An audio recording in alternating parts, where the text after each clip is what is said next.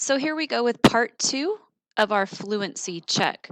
So part two of our fluency check is actually going to be a words per minute rate that we're going to track several times throughout the year. So this will be our first tracking, and we'll do it a few more times. So your job is going to be to go back into a long walk to water, and this time you're going to look and find paragraph 7. Okay, we've already read what paragraphs 1 through 6. You're going to start reading on paragraph 7. There is a timer linked in Schoology that you can use to set for 1 minute, or you can use a timer on a phone or something like that. What you're going to do is you are going to read at what you think is a good pace for 1 minute. So you might go all the way down to paragraph 9, you might get to paragraph 10. Everybody's fluency rate is going to be a little bit different.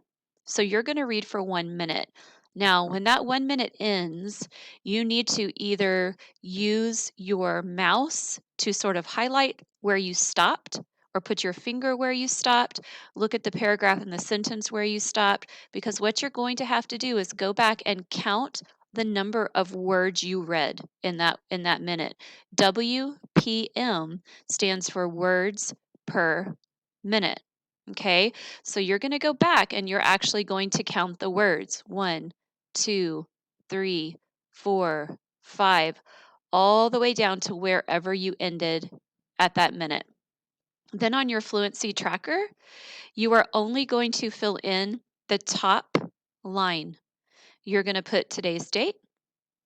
You're going to type the number of words you read in a minute, and then you're going to put our title, which is going to be A Long Walk to Water. As I said, as we move through the year, we will come back to our fluency tracker and we will see how our fluency changes as the year progresses.